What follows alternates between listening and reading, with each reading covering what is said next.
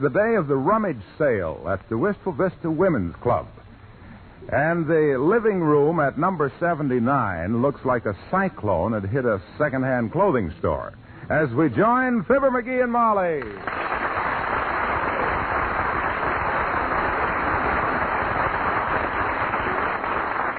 And I told some of the ladies we'd take their stuff down to the sale for the McGee, so they dropped it off here, you see. Oh, yeah, they should have dropped it off the dock at Dugan's Lake. That's the crummiest-looking collection of rummage I ever popped a peeper at. Now, it isn't that bad, dearie. Oh, look at it. Anybody'd swear a bunch of scarecrows had come in here and done a striptease. You actually expect to sell this stuff? Why, of course. You know, I've been in charge of the clothing booth at these sales for years, and I always make my quota. Well, you'll be lucky today to make a dime. This stuff ain't worth a quota. Don't you get it, Molly? Quota, 4 quotas make $1. It ain't funny, McGee. I'm out of practice. Anyhow, you got to admit there's some pretty weird-looking junk here. Where'd you get this woman's hat? Well, Mrs. Shields brought that in. Oh, she did? She said she bought it for $18.95. You mean she bought it in $18.95? But even so, it ain't any worse than this gosh-awful kimono. Who'd you get this thing from? Mrs. Ross gave us that. Mrs. Ross? Mm-hmm. She said it was a valuable Chinese kimono, and to be sure and call people's attention to the oriental designs on it. Mm-hmm. That's a dragon in front. Mm-hmm.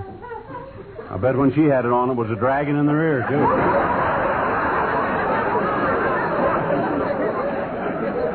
Boy, if this is the kind of stuff we got to sell... Well, now, I'm not worried, sweetheart. With you to help me, with your super salesmanship, we'll fracture 'em. Well, I will admit that if anybody can peddle this batch of moth bait, I'm the guy you're looking at. I've been a natural-born salesman ever since I was a kid in ankle pants. Ankle pants? My big brother's knee pants. I remember when all the kids in town were trying to get a jackknife with a special gimmick for taking stones out of horses' hoofs. You got it by selling 500 bars of Simpkins Sassafras scented soap. And I was the only kid that made the grade. You sold 500 bars of it? To my mother. And the whole family smelt like sassafras for 15 years. Well, that was really getting a jackknife the hard way. Yeah, it turned out to be not worth it, too, either. On account of I never did find a horse with a stone in its hoof.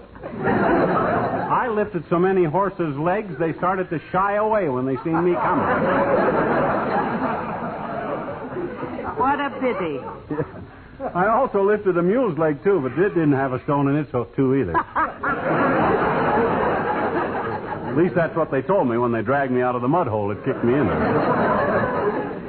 You did live dangerously, didn't you? Oh, yes, but that's in the past. But I always have been a heck of a good salesman. Even with this kind of junk to work with, I guarantee I'll sell more rummage than anybody there, Tootsie. Well, I'm sure you will. Yep. Although Mayor Latrivia has made the same promise. You know what? He's helping Mrs. Bailey at the furniture booth, and he claims he'll outsell both of us. Latrivia?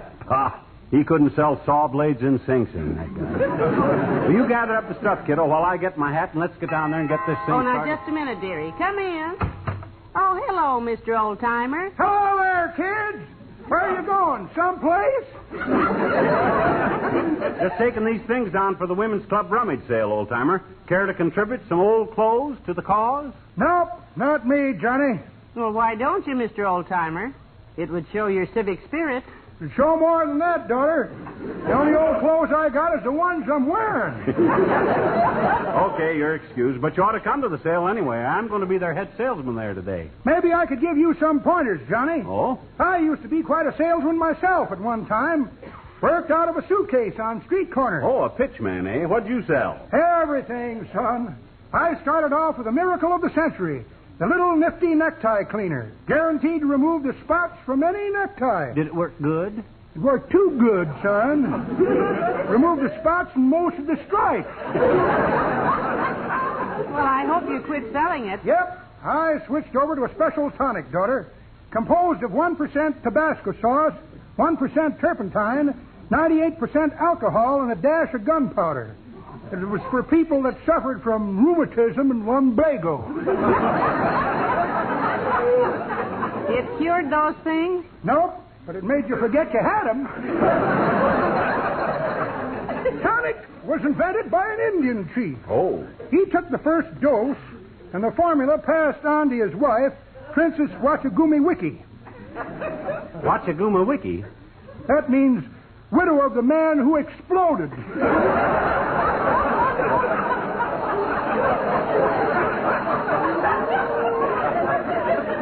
I see.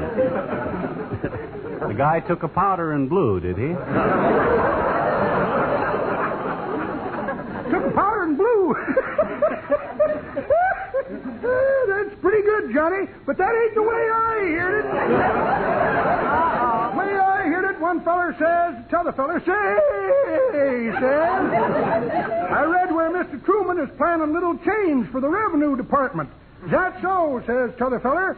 Well, he needn't look at me. They got all my change this morning. So long.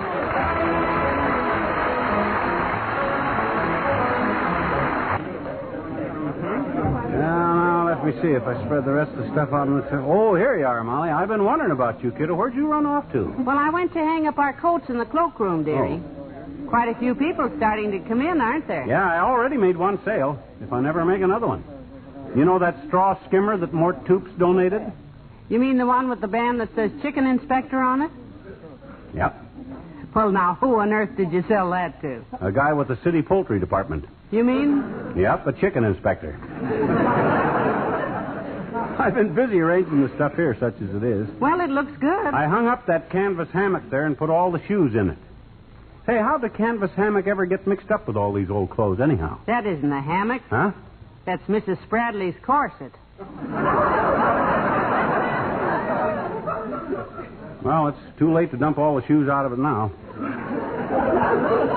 I don't know how we're going to raise any dough with junk we got in this booth, Molly. Oh, look. Ain't this old man McDonald, the president of the Third National Bank's wife, coming? Yeah. Look at the walk on her. The way she prances in here, you'd think she owned the building. And come to think of it, she does. Yeah, they're so rich. Hello, Mrs. McDonald. So nice to see you, dear. Well, hello, Mrs. McGee. You're looking lovely. I only hope I can look as good at your age, dear. Well, I'm sure you must have, dear.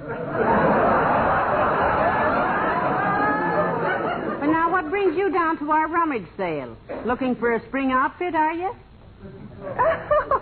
What a cute sense of humor. I just dropped in, really, to make sure that you got my donation all right. I sent a bundle down with the butler. Yes, he brought it, and thank you so much. It's lovely. Quite all right, dear. Goodbye. Goodbye, and thanks for the bundle. Some bundle. What'd she send? A pair of basketball bloomers. Size 48. 3 bandana handkerchiefs, a leather helmet and goggles, and a bright green shawl. Wow. Now, what on earth will we do with that? Well, it might come in handy for a fat lady with a bad cold who wants to ride a motorcycle in the St. Patrick's Day parade.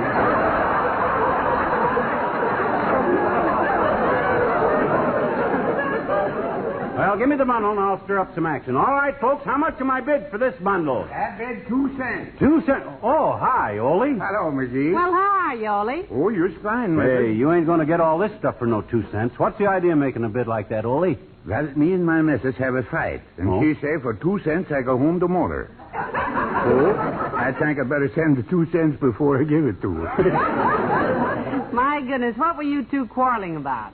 Well, every Monday the missus stay late at her bridge club, so I come home and fix dinner. Last night I put sauerkraut on the boil, I lay spare ribs out on the table, begin to sift the flour for the dumplings, and then things go wrong. What happened, Ole? Well, first the doorbell rings, so I go to the door with apron on and flour sifter in my hand, and it's a salesman. He say good evening, and I hit him with a flour sifter. Well, why did you hit the poor lad for saying good evening? It was the way he said it. Good evening, madam. So I slammed the door, go back to the kitchen, and our dog Jupiter, he scared the spare ribs.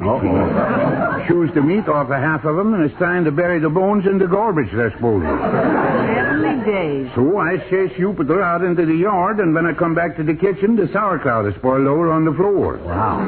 I slip in the sauerkraut juice and sit down so hard the flour scepter falls off the table on my head. Boy, you were having a time. And while I sit there scraping the flour off my face, my boy Sven sticks his head in the kitchen and says, "Hi, Papa, it's cooking."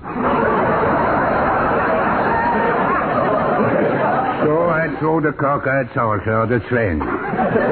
Well, I can see why those things made you mad, Ole, but where does your wife come in? Through the back door with her arms full of groceries. She says, "Was you fixing dinner?"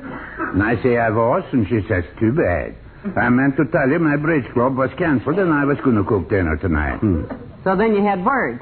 Well, she had words. Me, I used lie there in the sauerkraut juice and have hysterics. Well, so long, Dorothy.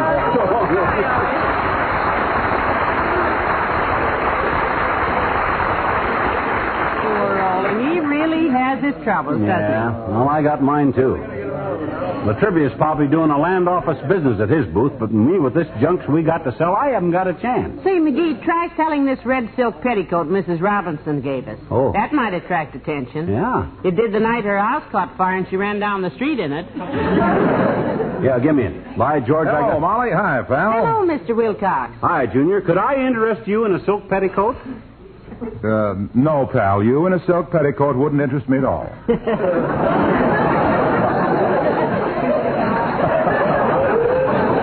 He wants to sell it, Mr. Wilcox, not model it. Say, have you found anything that you like at this sale? Well, not so far, Molly. I thought I might find some neckties to replace the ones that were stolen the other night. Oh, you had a robbery at your house? Yes, they took 4 suits, 2 top coats, all my shirts and ties, my watch, and $80 in cash. Boy, was I lucky. Lucky? Sure. If they'd thought to go into the kitchen, they'd have taken the platter of barbecued corn and meatballs that I'd made with pet evaporated milk. Oh. That would have broken my heart. Oh, yeah. Pitiful part of this is he means it.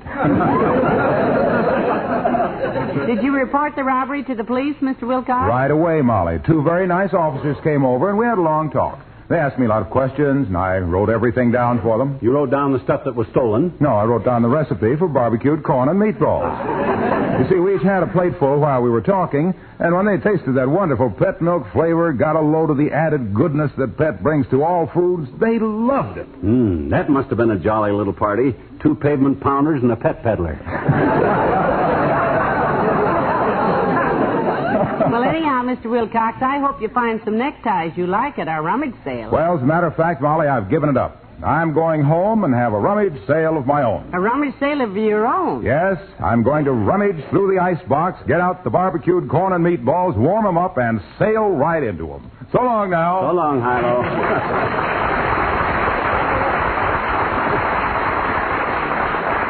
Any guy that gets that corning ought to be barbecued himself. Now, look, kiddo, let's face it. We'll never sell this bunch of junk. Now, you mustn't get discouraged, dearie. My goodness, we can't give up yet. Well, I can, and I'm gonna. As the guy said when the St. Bernard dog run its tongue over his face, I know when I'm licked. Well, I couldn't help hearing that, McGee. Hello, Molly. Hello, Mr. Mayor. Things aren't going so well, eh, McGee?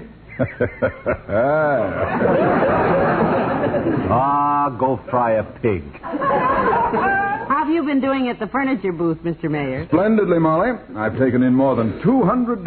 Oh, how in the world did you get rid of so much furniture? Salesmanship, Molly. Hump. Ingenuity. Pah! My greatest triumph was disposing of a horrible chair that was donated by Mrs. Van Loon. At first, no one wanted it.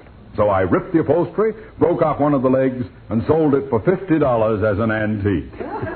Heavenly days. Who fell for that? Mrs. Van Loon. I'll be happy to give you a few lessons in salesmanship, McGee, when I have time. Oh, yeah? Well, I got my backup now, boy. We'll find out who's a salesman around here or not. If I can't outsell you Latrivia, I'll cut my throat. If you'll do that in the Civic Auditorium, I'd like to have the ticket concession. I'll see you, Molly.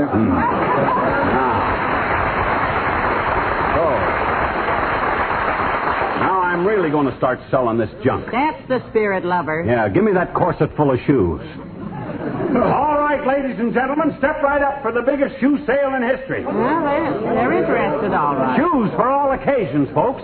I got here a pair of high Congress gaiters. Is there a high congressman in the house? I know that loud. Oh, just a lot of junk. I also got here one rubber hip boot. Is there a one-legged fisherman in the house? I also got a pair of fluffy ladies' mules. Is there a fluffy lady in the house? Is there a fluffy mule in the house?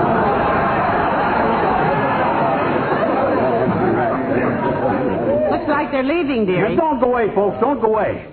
So I tell you what I'm going to do. I'm offering these gents walking shoes with real pearl buttons for only 50 cents. And I'm throwing in the Congress gaiters. I'm throwing in the rubber hip boot. I'm throwing in the ladies' mules. I'm throwing in the towel. Now, wait, sweetheart. There's one more chance. Huh? Let's take a look in the storeroom. Maybe there's some better stuff in there. Oh, for Pete's sake, why didn't you think of that sooner? You mind the booth and I'll go get them. Where is the storeroom? Straight ahead, turn left at the next aisle, and it's the first door you come to. Okay, I'm on my way. I'll make Latrivia eat every word he ever spoke. And that ought to keep a politician busy for a long time.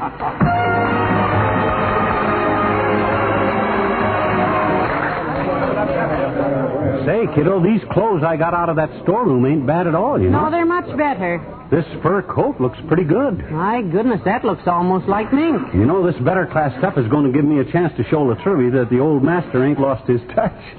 When the crowd sees what... Uh-oh. Look who's coming. Oh, my gosh, it's that Miss Trotter. The busiest body in Wistful Vista. Gee, can't we pretend we don't see her? That old bat's nosier than an anteater at feeding time. It's too late. Yeah. Well, if it isn't the McGees. How are you, my dear? Just fine, Miss Trotter. We haven't seen you for quite a while. No, that's true. Although I believe I caught a glimpse of you at the movies last Friday night. I'm not sure it was you because I never watch people very closely. Yes, we were there. We went in about 8 o'clock. 7:46. Yeah, I guess that was us. We sat about halfway down. In the 17th row. It probably was. As I said, I just caught a glimpse. Did you happen to glimpse the what color socks I was wearing? McGee. Lavender. Right. Oh, but I'm forgetting why I came to your booth. Is that fur coat for sale? Sure, it's yours for $2. I'll take it. You really got a bargain, Miss Trotter. Yes. It's a lot like the coat I saw Mrs. Weatherby wearing this evening. She's a lady who just moved to Wistful Vista a month ago. Yes, a very mysterious person. Nobody knows a thing about her. I believe she used to live in Dayton, Ohio. Columbus. Well, anyway, I've heard that Mr. Weatherby is her second husband. Third. Her first husband was a Mr. Mitchell, who was a paper hanger in Sheboygan, Wisconsin. Oh? And her second husband was a man named Henderson, who had a drugstore in Seattle, Washington. And he ran away with a platinum blonde named Gladys Lamont, who was a chorus girl in a musical comedy and slightly pigeon-toed. Goodbye, my dear. Goodbye.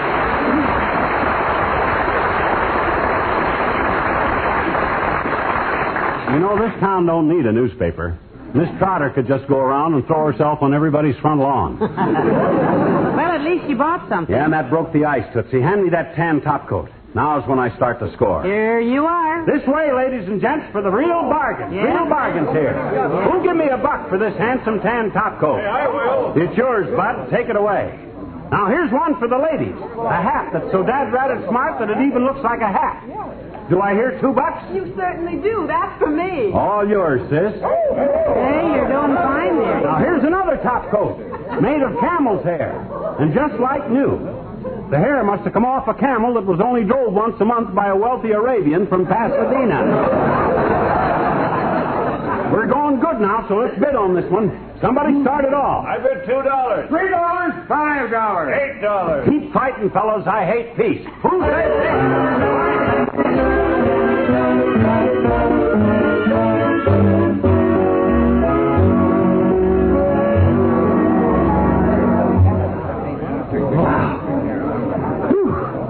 More than $100 took in less than 10 minutes. How's that for salesmanship? Oh, Mother's proud of you, dearie. You did a great job there. Yeah, and I'll keep pitching as soon as I catch my breath. Once I get a head full of steam, I could sell fried pork chops to a guy with ulcers. I'll show the women's club what a... Hello, McGee. Oh, so you're back, Latrivia. Good.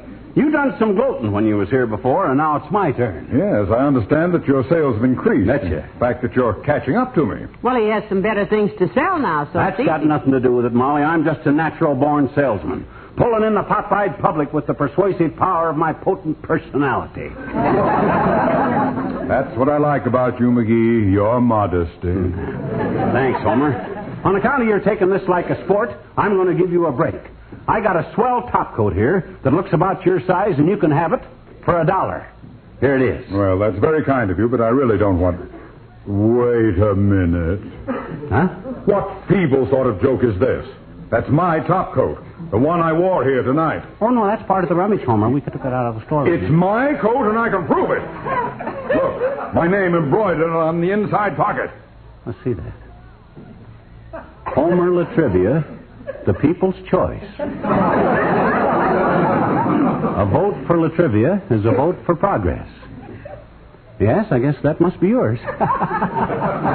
Well, just take it along, boy, and never mind about the $1. You're much too generous. Goodbye. Molly. Yes, dearie? To get to the storeroom, did you tell me to turn left or right at the next aisle? Left. And if I turned right, what would have been the first door I come to? The cloakroom. Oh. Where everybody hung their coats and hats. Follow me, kiddo. We're sneaking out the back way.